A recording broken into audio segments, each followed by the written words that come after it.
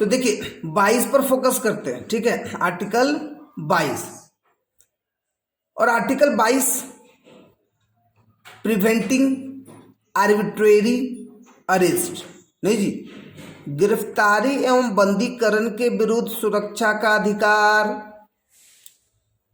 अनुच्छेद 22 के अंतर्गत प्रत्येक व्यक्ति की गिरफ्तारी तथा बंदीकरण के विरुद्ध संरक्षण का अधिकार प्रदान किया गया। संविधान के अनुच्छेद 22 के अंतर्गत जब भी किसी व्यक्ति को गिरफ्तार किया जाएगा, जब भी किसी व्यक्ति को गिरफ्तार किया जाएगा, जब गिरफ्तार या बंदी बनाए जाने वाले प्रत्येक व्यक्ति को उसका कारण बताया जाएगा। अरेस्ट ऐसे नहीं ना कर देगा जी। गिरफ्तार व्यक्ति को वकील से परामर्श करने की सुविधा दी जाएगी। गिरफ्तार व्यक्ति को 24 घंटे के अंदर निकटतम मजिस्ट्रेट के सम्मुख प्रस्तुत किया जाएगा और इसमें 24 घंटे में बंदी गृह से न्यायालय तक ले जाने का समय सम्मिलित नहीं है, मतलब 24 घंटे के अंदर कभी नहीं।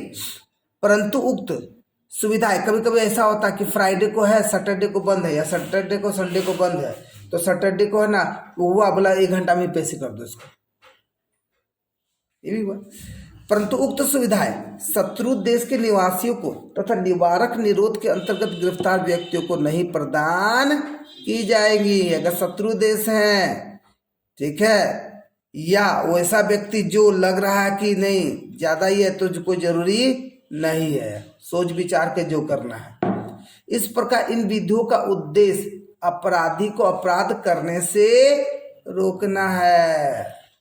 अधिनियमों को अधिनियमित किया गया है, देखो निवारक निरोध अधिनियम, प्रिवेंटिंग डिटेंशन एक्ट 1950, आंतरिक सुरक्षा व्यवस्था अधिनियम 1971, maintenance of internal security act 1971, राष्ट्रीय सुरक्षा अधिनियम 1980, नेशनल सिक्योरिटी एक्ट 1980, विदेशी मुद्रा संरक्षण तथा तस्करी निवारण अधिनियम 1974, पोसा, आतंकवादी और विध्वंसकारी गतिविधियां निरोधक कानून टाडा 1985, टाडा TADA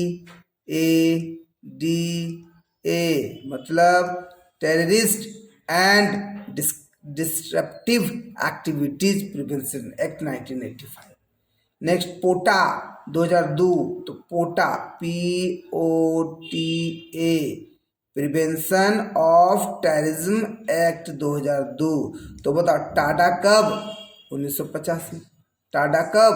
1985। अब फुल फॉर्म जरूरी याद रखें। पोटा कब? 2002। पोटा कब जी? 2002।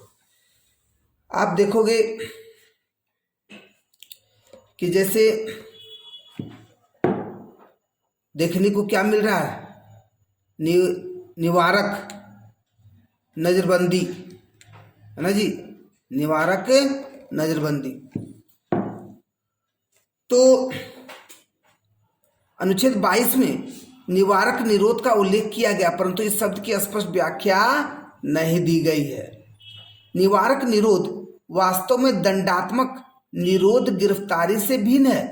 और दंडात्मक निरोध में किसी अपराधी को दंड देने के उद्देश्य से गिरफ्तार किया जाता है,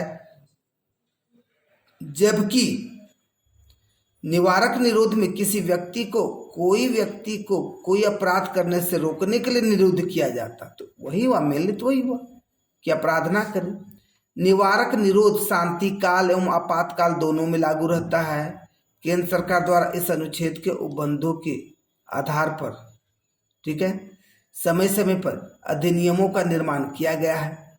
साधारणतः आवश्यक सेवाओं में व्यवधान डालने, राष्ट्रीय सुरक्षा को खतरे में डालने, वैदेशिक संबंधों को प्रभावित करने तथा देश की आर्थिक गतिविधियों को क्षति पहुंचाने की आशंका में किसी, ठीक है, व्यक्ति को निवारक निरोध के अंतर्गत गिरफ्तार किया जाता है। नहीं, अच्छा, उसके बाद आप देखोगे कि और बातों पर अगर फोकस किया जाए तो कहा जा रहा है कि अनुच्छेद जो 22 है 4 से 7 के अंतर्गत निवारक निरोध के अधीन गिरफ्तार व्यक्ति को निम्न सांविधिक संरक्षण प्राप्त है। अगर कोई गिरफ्तार कर लिया गया व्यक्ति तो गिरफ्तारी का कारण जानने का अधिकार है, पूछ सकता भी, अपील करने का अधिकार है, मतलब वकील रख सकता है, सलाहकार बोर्ड द्वारा पुनरावलोकन करने का अधिकार है, मतलब फिर से आप सलाहकार बोर्ड के द्वारा अंकन कर लीजिए, अवलोकन कर लीजिए कि क्या सही है। कैसा होता ना, किसी केस में कोई और फंस गया, नहीं, गिरफ्तार व्यक्ति को गिरफ्तारी के बाद यथाशीघ्र अपनी गिरफ्तारी का आधार जानने का अधिकार संविधान द्वारा दिया गया है। और 22(5) गिरफ्तारी करने वाले अधिकारी को निर्देश देता है कि वह गिरफ्तार व्यक्ति को यथाशीघ्र उसकी गिरफ्तारी का आधार बताए।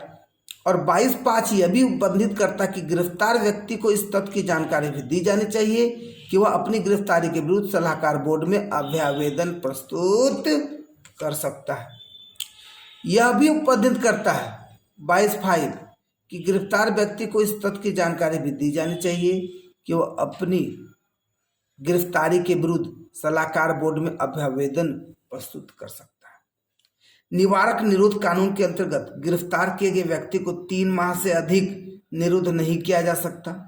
44वें संविधान संशोधन द्वारा 2 माह का प्रावधान किया गया था, किंतु केंद्र सरकार द्वारा अधिसूचना जारी नहीं किए जाने के कारण यह संशोधन परिवर्तन नहीं हो सका। किंतु यदि सरकार द्वारा यह समझा जाता है कि संबंधित व्यक्ति की गिरफ्तारी 3 माह से अधिक अवधि तक जारी रखना आवश्यक है, इसके लिए सलाहकार बोर्ड की संस्तुति अनिवार्य होगा। तो इसका है कितना, 2 माह का प्रावधान, कितना माह का जी, 2 माह का, संविधान के अनुच्छेद 22(4) के अनुसार, ठीक है। हाईकोर्ट के वर्तमान अथवा भूतपूर्व न्यायाधीश अथवा समकक्ष योग्यता रखने वाले न्यूनतम 2 व्यक्तियों को मिलाकर सलाह बोर्ड का गठन किया जाएगा तथा इस बोर्ड द्वारा इस आशय की संस्तुति देने के बाद ही गिरफ्तारी की अवधि 2 माह से अधिक के लिए बढ़ाई जाएंगी, ठीक है। तो यहाँ पर आप देखोगे इस तरह से 22 पर फोकस किया गया, नहीं तो नेक्स्ट हम लोग फोकस करेंगे शिक्षा का अधिकार से। किसे फोकस करेंगे, शिक्षा का अधिकार।